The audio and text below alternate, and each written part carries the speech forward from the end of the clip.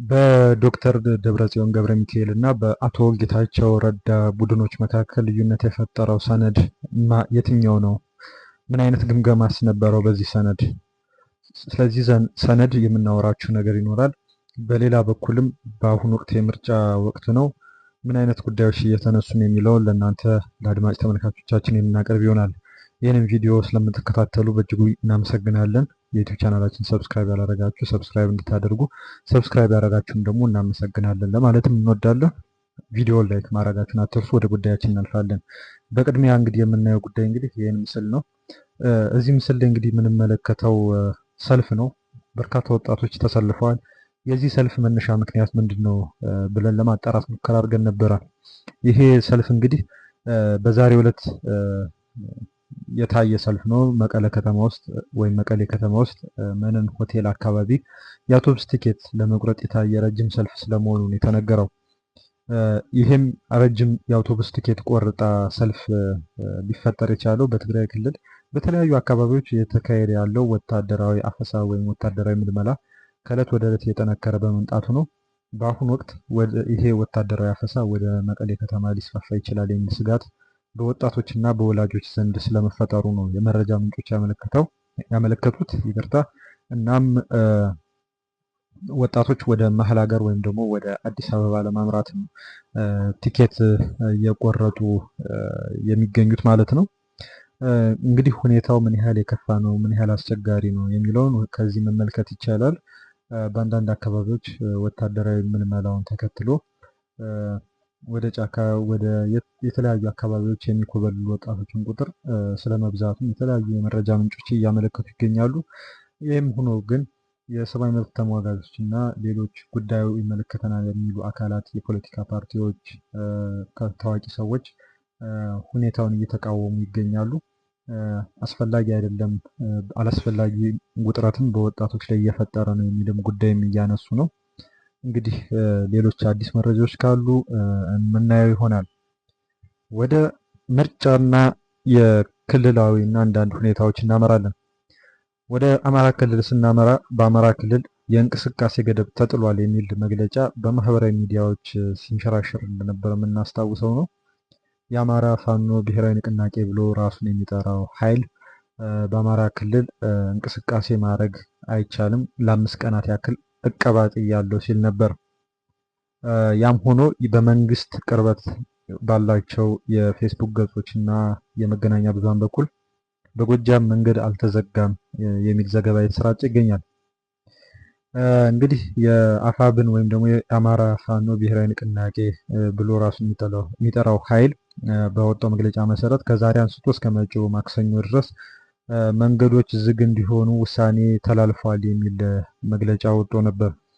ይህን የታጣቂዎቹን ክልከላ ተከትሎም የክልሉ ሰላምና ጸጥታ ቢሮ መግለጫውን ተራ መግለጫ ሲል ነው ያጣጣለው። በዛሬው ዕለት ደግሞ የምስራቅ ጎጃም ዞን ኮሚኒኬሽን ቢሮ በዞኑ መንገዶች አለመዘጋታቸውንና እንቅስቃሴዎች መቀጠሉን መግለጹን ለማየት ችለናል። እንግዲህ ይህ የእንቅስቃሴ እቀባ እንግዲህ ምን አይነት ይዘት አለው የሚለውን ስንመለከት እንግዲህ ከነገ አርብ ግንቦት 21 እስከ መጪው ማክሰኞ ግንቦት 25 ቀን 2018 ዓ.ም ድረስ በአማራ ክልል ከአምቡላንስ በስተቀር ምንም አይነት የተሽከርካሪዎች እንቅስቃሴ አይኖርም ነው የሚለው መግለጫው። እንግዲህ ይህን መመሪያ ይተላለፋሉ ተብለው በታሰቡ አካላት ላይ እርምጃ እንወስዳለን ሲል ነው ይሄ ኃይል የገለጸው። እንግዲህ ይህ ጉዳይን በተመለከተ እንግዲህ ዶቼ ቬለ በሰራው ዘገባ ላይ እንዳየነው ከሆነ በአንዳንድ አካባቢዎች ዘንድ ይህ አይነት መግለጫ መውጣትን ስጋት እንደፈጠረ ነው እየተነገረ ያለው። በዚህ ዘገባ ላይ አንድ የመካነ ሰላም ነዋሪ እንደተናገሩት ከሆነ መግለጫው በአንዳንድ ነዋሪዎች የመካነ ሰላም ከተማ ነዋሪዎች ላይ ስጋት መፍጠሩን ነው የተናገሩት። እንግዲህ ትላንት ነበር ይሄ ቃለ ምልልስ የተካሄደው፣ ዘገባውም የተሰራው። እንግዲህ በትላንትናው ዕለት እኩለ ቀን ላይ ወይም 6 ሰዓት ላይ በአካባቢው ግጭት እንደነበርና የከባድና የቀላል መሳሪያ ድምጽ እየተሰማ እንደሆነ ነበር የገለጹት። ይህን ጉዳይ ተከትሎ እንግዲህ የአማራ ክልል ሰላምና ጸጥታ ቢሮ ኃላፊ የሆኑት ዶክተር እሸቱ የኑስ እንደተናገሩት ከሆነ በክልሉ ምርጫ በሚካሄድባቸው 130 የምርጫ ክልሎች የተለያዩ የጸጥታ ማስከበር ስራዎች ተከናውኗል ብለዋል። እንግዲህ ከነዚህ ውስጥ 8 የምርጫ ክልሎች ተጨማሪ ስራ የሚጠይቁ በመሆናቸው ምክንያት አስተማማኝ ጸጥታ እስከምናሰፍን ድረስ ከምርጫ ቦርድ ጋር በመነጋገር በ8ቱ ምርጫ እንዳይካሄድ አዘግይተናል ብለዋል። በአማራ ክልል የምርጫ ሁኔታን በተመለከተ በቂ የጸጥታ ዝግጅት፣ በቂ የሰው ኃይል ስምሪት አድርገናል ሲሉ ነው ኃላፊው የተናገሩት። እንግዲህ አፋብን ብሎ ራሱን የሚጠራው ኃይል እንግዲህ እሳቸው በጫካ የሚገኘው ኃይል ሲሉ ነው የገለጿቸው። ሂደቱን ለማሰናከል ሰልፎች እንዲካሄዱ አድርጓል፣ የምርጫ አስፈጻሚዎችንም አግቷል እና ሌሎች እክሎችንም ፈጥሯል ሲሉ ገልጸዋል። ይሁንና ለምርጫው አስተማማኝ ዝግጅት መደረጋቸው ነው እንግዲህ የተነገረው። እንግዲህ ይሄ ቅድመ ዝግጁነት አለ ካሉ በኋላ ስለ መግለጫው የተናገሩት ነጥብ አለ። ሁሌ የሚሉት እኮ ነው፣ ዛሬ መንገድ ይዘጋል፣ የሚቀጥለው ሳምንት መንገድ ይዘጋል፣ ለሚቀጥለው 15 ቀን መንገድ ይዘጋል፣ ጥሪ አቅርበናል፣ ሹፌሮች እንዳትንቀሳቀሱ፣ መኪና እንዳይሄድ ሁሌ የሚሉት ነው፣ ግን አንድ ቀንም ተስተጓጉሎ አያውቅም ብለዋል። ለምሳሌ የምርጫ ምዝገባ ስናካሄድ ምርጫ ጣቢያ እንዳትሄዱ ብለው ዝተዋል፣ ተኩሰዋል፣ አስረዋል፣ አቁስለዋል፣ ግን አላቃተንም። በበቂ ሁኔታ አከናውነናል። አሁንም እንደዚህ አይነት መግለጫዎች ይወጣሉ። መግለጫው ተራ መግለጫ ነው ብለዋል። በዚህ መልኩ እንግዲህ በአፋብን በኩል ወጥቷል የተባለው መግለጫ እና በክልሉ የጸጥታ ቢሮ የተሰጠው ምላሽ ይህን የሚመስል ነው። ምርጫውን በተመለከተ እንግዲህ አንድ ተቃውሞን ያቀረበ አካል አለ። የሰላማዊ ህዝባዊ እምቢተኝነት ትግል ደጋፊዎች የጋራ መድረክ የተሰኘው ኃይል ነው። የዘንድሮ ምርጫ በሂደቱ አሳታፊነትና ነጻነት ካለፉት 6 ምርጫዎች የበለጠ ፋይዳ ቢስ ብቻ ሳይሆን በውጤቱም አገሪቱን ወደ ባሰ ቀውስ ሊያሸጋግር የሚችል ነው ብሏል። ይሄ መድረክ እንግዲህ ይሄ መድረክ ምርጫውን በጽኑ ስለመኮነኑ ነው እየተነገረ ያለው። እንግዲህ የጋራ መድረኩ የ7ኛውን ሀገራዊ ምርጫ አስመልክቶ ጋዜጣዊ መግለጫ ሰጥቶ ነበር። ምርጫውንም የይስሙላ ሲል ነው የጠራው። የበለጠ የሚያባብሰውና የሚያወሳስበው ጉዳይ እንጂ የሚፈታው ምንም አይነት ሀገራዊ ችግርም አይኖርም ብሏል። እንግዲህ ይሄ መድረክ እንደጠቀሰው ከሆነ ምርጫው አገሪቱን ዛሬ ካለችበት አሳሳቢ ሁኔታ እጅግ ወደ ከፋና የባሰ አደጋ ውስጥ ይከታታል የሚል ስጋት እንዳለው ነው ያመለከተው። በበርካታ የሀገሪቱ አካባቢዎች የማይካሄድ መሆኑ ምርጫው ማለት ነው በርካታ የሀገሪቱ ዜጎችና አካባቢዎችን ከፖለቲካ ውክልና ውጭ እንደሚያደርጋቸው ነው ያመለከተው። መድረኩ ከዚህ በፊት በተካሄዱት ምርጫዎች የኢትዮጵያ ሕዝብ ብዙ ልምድና ትምህርት የወሰደባቸው አጋጣሚዎች ቢኖሩም በ2007 ዓ.ም በተካሄደው ሀገራዊ ምርጫ ኢህአዴግ ሁሉንም የፓርላማ መቀመጫ ማሸነፉን ባወጀ ከ6 ወራት ባልበለጠ ጊዜ ውስጥ አገሪቱ ወደ ሁለንተናዊ ድንገተኛ ብጥብጥ ስትገባ መታየቱን ነው ያመለከተው። አሁንም ከዛ እጅግ ወደ ከፋና ምናልባትም እጅግ ወደ ባሰ ቀውስ ውስጥ ልትዘፈቅ ትችላለች ሲሉ ነው የመድረኩ ከፍተኛ አመራሮች ያመለከቱት። እንግዲህ ይህን መግለጫ በንባብ ያቀረቡት እንግዲህ የሰብአዊ መብት ተሟጋች የሆኑት አቶ ያሬድ ኃይለማርያም ናቸው። ድህረ ምርጫው የሀገሪቱን የፖለቲካ ቀውስ የበለጠ ሊያባብሰውና የሀገሪቱን እየተላለቁ የመፍረስ አደጋም የበለጠ ሊያፋጥነውና አይቀሬ ሊያደርገው ይችላል የሚል ከተጨባጭ ግምገማ የመነጨ ስጋት አለን ማለታቸው ነው የተዘገበው። እንግዲህ የጋራ መድረኩ ለዚህ ጉዳይ እንደ መፍትሄ ያቀረበው የወቅቱ የአገሪቱ የህልውና ችግር ሁሉን አቀፍ የሆነ የሽግግር መንግስት ከማቋቋም ባነሰ በአንድ ገዢ ፓርቲ ጥረትም ሆነ የተለመደ የይስሙላ ባለው ምርጫ በማካሄድ መፍትሄ ሊያገኝ እንደማይችል ነው በዚህ መግለጫ ላይ የተመላከተው። አቶ ያሬድ ያው እንደተናገሩት አይናችን እያየ አገራዊና ህዝባዊ ህልውናችን ከማጣታችን በፊት ሰሚ የለሽ የለውጥ ጥያቄ በማቅረብ ሳይሆን በሰላማዊ ህዝባዊ እምቢተኝነት ትግል አገዛዙን አስገድደን የሰላማዊና የዲሞክራሲያዊ የሽግግር ጥያቄን እንዲቀበል ማድረግ ወይም ከስልጣኑ ተወግዶ በአዲስ የሽግግር መንግስት እንዲተካ በማድረግ ህልውናችንን ከጥፋት መታደግ ከፊታችን ያለ ብቸኛ መፍትሄ ነው ሲሉ ተናግረዋል። በዚህ ሁኔታ እንግዲህ ሀሳባቸውን እንግዲህ ገልጸዋል። ምርጫው እንግዲህ ይህን ያህል በጣም በተለያዩ ወገኖች ዘንድ ትችትም ሆነ ሀሳብ እየቀረበበት ይገኛል። ሰብስክራይብ ማድረጋችሁን አትርሱ። አብራችሁን ስላላችሁም እያመሰገን ወደ ምርጫው ጋር ወደ ተገናኘ አንድ ጉዳይ እናልፋለን። አልጀዚራ በሰራው ዘገባ ላይ እንግዲህ ገዢው ፓርቲ ብልጽግና ፓርቲ በከፍተኛ የድምፅ ልዩነት እንደሚያሸንፍ ነው የገለጸው በአርስተ ዜናው ላይ። በዚህ ዘገባ ላይ አስተያየቶቻቸውን ከሰጡ ወገኖች መካከል አንደኛው የኦስሎ ኒው ዩኒቨርሲቲ ኮሌጅ ፕሮፌሰር የሆኑት እና በኢትዮጵያ ጉዳይ ላይ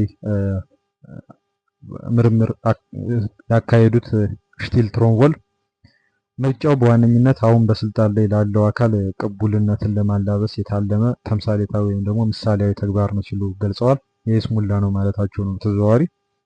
በኢትዮጵያ የብዝሃ ፓርቲ ምርጫዎች መንግስትን የመቀየር እውነተኛ እድል ያላቸው ትክክለኛ ውድድሮች ሆነው አያውቁም ብለዋል።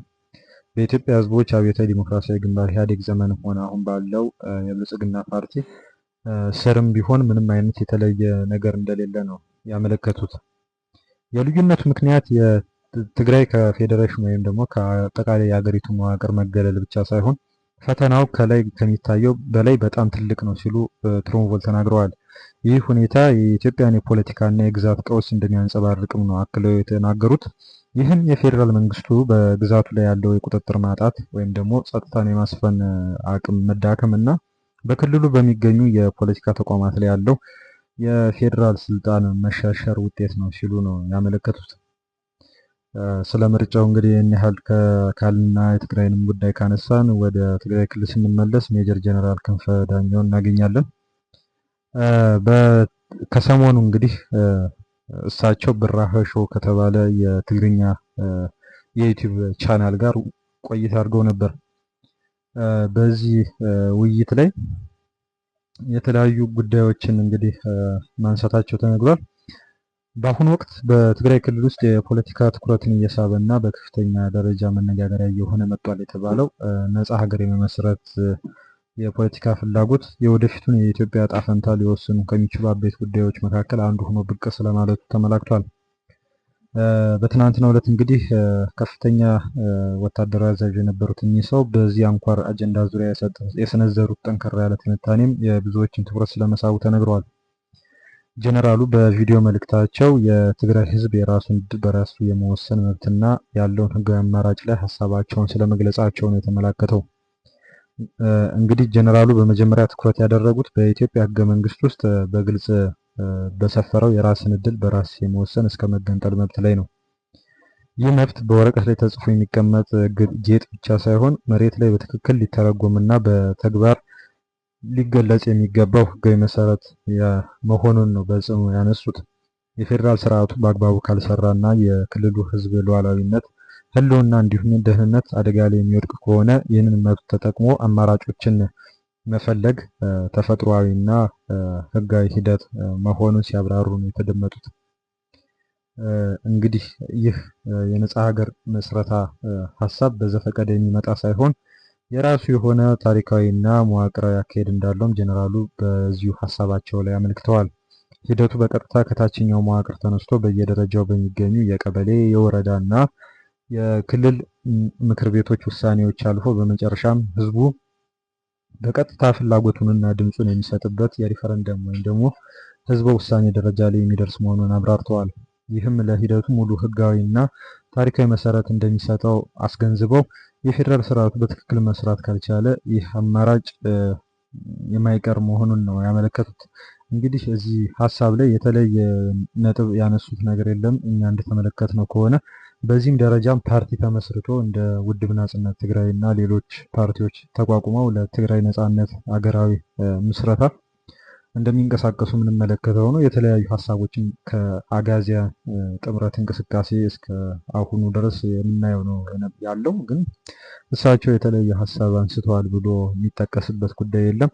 የነበረውን ነው እንደገና ያንቀሳቀሱት ማለት ይቻላል። እነ ሜጀር ጀነራል ተክለ ብርሃን ወልደ አረጋይ እንደዚህ አይነት ሀሳቦችን ሲያነሱ ነበር። በወይን መጽሔት ላይ የተለያዩ ቃለ መጠይቆችን ሰጥተዋል። የእሳቸው ይህ ሀሳብ መምጣት በክልሉና በፌዴራል መንግስቱ መካከል ያለው ውጥረት እየሰፋ በመጣበት ወቅት መቅረቡ ነው አነጋጋሪ የሆነው። ወደፊት እንግዲህ ትግራይ አገር ትሆናለች ወይ አትሆንም የሚለውን አብረን የምናየው ይሆናል። የተለያዩ አይነት ቢሆኖች ቢኖሩም ያው ይህን ጉዳይ በዚህ መልኩ እናልፈዋለን። ወደ መጨረሻ ስናልፍ በመግቢያችን ላይ የጠቀስነው ጉዳይ አለ። በአሁኑ ሰዓት የስምረት ፓርቲ ፕሬዝዳንት የሆኑት አቶ ጌታቸው ረዳ እና የዶክተር ደብረጽዮን ልዩነት መስመር በምን ሁኔታ የተፈጠረ ነው የሚለውን ነው የምናነሳው። ሰብስክራይብ ማድረጋችሁን አትርሱ። ወደዚህ መረጃ ስናልፍ ከተወሰኑ ጊዜያት በፊት አቶ ጌታቸው ረዳ ፕሬዝዳንት በነበሩበት ወቅት የቀረበ አንድ የደህንነት ትንተና ሰነድ ነበረ። ይህ አስተዳደር ከመፍረሱ 6 ወራት በፊት ነው ይሄ ሰነድ የቀረበው። እንግዲህ በስፋት የቀረበው ሰነድ ላይ እንግዲህ የችግሩ ምንጭ በአሁኑ ሰዓት እየተስተዋለ ያለውን ፖለቲካዊ ውጥረት ምን ፈጠረው የሚለው ምንጭ ላይ የተለያዩ የልዩነት ሀሳቦች እንግዲህ ቀርበው አይተናል። እናም ከዚህ ሰነድ ላይ ከገጽ 51 እስከ 53 ድረስ የችግሩ ምንጭ ተብሎ የተጠቀሱ የተለያዩ ሀሳቦች ነበሩ። አንደኛው የአመራር መበስበስ የሚለው ነው። በትግራይ ላይ የተጋረጠው ዋናው አደጋ በመሪነት ይገኛል ተብሎ ተቀምጦ ያለው ዋና ፓርቲ ወይም ህወሓት አመራር በራሱ መበስበሱ እና በውስጡ በተፈጠረው የስልጣን ሽኩቻ ምክንያት የፓርቲውን ህልውና አልፎ የህዝቡን ደህንነት አደጋ ላይ በመጣሉ ነው የሚል ሀሳብ ተነስቷል። የስልጣን ጥም ደግሞ ሌላኛው ችግር ነው። አሁን ያለው የአመራር ሽኩቻ በምንም መልኩ ህዝባዊ ወገንተኝነት የሌለው በግል ፍላጎትና በስልጣን ጥም ላይ ብቻ የበቀለ ነው። ለስልጣን ሲባል የህዝብ ህልውና ሉዓላዊነትና አንድነትን አደጋ ላይ መጣል በፍጹም ሊፈቀድ አይገባም ይላል። አሁንም እንደዚሁ ከዚህ ከችግሩ ነጥብ ሳንወጣ ችግሩ አሁንም ስር የሰደደ በሽታ መኖሩ ነው።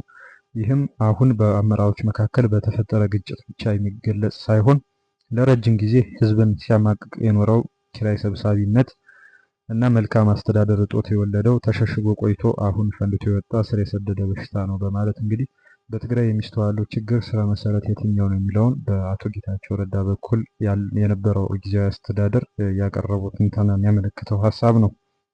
ከገጽ 56 እስከ 60 በቀረበው መፍትሄና ቀጣይ አቅጣጫ ላይ ግጭቱ ፈንድቶ ወደ ውጭ መውጣቱ ለዓመታት ተደብቆ የነበረውን በሽታ ለማከም እንደ ጥሩ አጋጣሚ መወሰድ አለበት ይላል። ህዝቡ ስለ ግጭቱ እውነተኛ መረጃ ሊኖረውና በመፍትሄው ላይ ባለቤት ሊሆን ይገባል። ይህ አጋጣሚ ለህዝባቸው የታመኑ አዳዲስ መሪዎች እንዲወጡና ለነባሮቹ ተፋላሚዎች ቦታ እንዲያጡ ያደርጋል ይላል። በሌላ በኩል ደግሞ አብዛኛው የትግራይ ተወላጅ ከአንዱ ወይም ከሌላው ወገን ተከታይ ከመሆን ይልቅ በአመራሩ ችግር ምክንያት ብሔራዊ ክብሩ በመነካቱ ምክንያት ተበሳጭቷል ይላል። ይህንን ችግር ለመፍታት አዎንታዊ ሚና ሊጫወት የሚችል ኃይል ስላለው ይህንን ኃይል ማደራጀት ያስፈልጋል ተብሏል። በሌላ በኩል ግጭቱን የመለየት አደጋውን የመገምገም እና እንዳይስፋፋ የማድረግ ስራዎች ተሰርተዋል። አሁን የቀረው አልጋ በአልጋ ባይሆንም እንኳ በግጭቱ ውስጥ ያሉትን አካላት ማስማማትና የሚገዙበትን ስርዓት ማዘጋጀት ነው። መፍትሄው በአመራሮቹ የግል አቋም ላይ ሳይሆን በህዝብ ጥቅም ላይ ብቻ ያተኮረ መሆን አለበት የሚል ሀሳብ ነበር የቀረበው።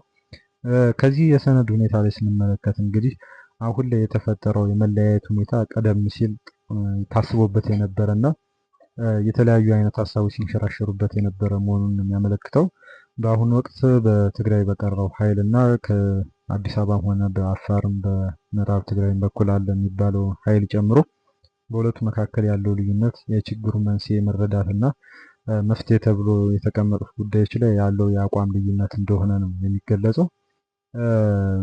እዚህ ላይ ከተጠቀሱት በርካታ ሁኔታዎች ውስጥ ያው አሁን ላይ ያልሆነ ነገር የለም ማለት ይቻላል። አብዛኛው የችግሩ መነሻ ወይም የችግሩ መዳረሻ ምን እንደሆነ በዝርዝር ነው የቀረበው እና አንድ አዲስ ተፋላሚ የሆነ ኃይል ትጥቅ አንስቶ የሚፋለም ኃይልም እንደ ሌላኛው ወገን የመፍትሄ አካል ተደርጎ ተወስዶ ከቲዲኤፍ ብሎ ራሱን ከሚጠራው ታጣቂ ኃይል ያፈነገጠ አንድ ቡድን ተቋቁሞ እንቅስቃሴ እያደረገ እንደሆነ የሚታወቅ ነው።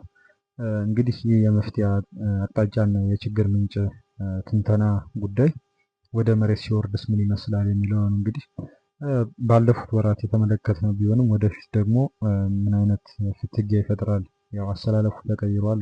አዲስ አበባ ያለው ኃይልም እንደዚሁ በፊት ጊዜ አስተዳደሩ ላይ የነበረው ኃይል ነው በአብዛኛው ያለው እና ወደፊት ምን አይነት እንቅስቃሴ ሊያደርግ ይችላል ከግጭት አኳያ የሚለውን አብረን የምናየው ይሆናል። በአጭር ጊዜ እንዳለውም ወደ መቀሌ መግባት በአቶ ጌታቸው ረዳ በኩል ማለት ነው ይሆናል ወይ የሚለው ነው አብረን የምንመለከተው ይሆናል። እንግዲህ የልዩነት ነጥቡ ይህን ይመስላል። ስለተከታተላችሁ እናመሰግናለን። ሰብስክራይብ ማድረጋችሁን አትርሱ። መልካም ጊዜ ይሆንላችሁ።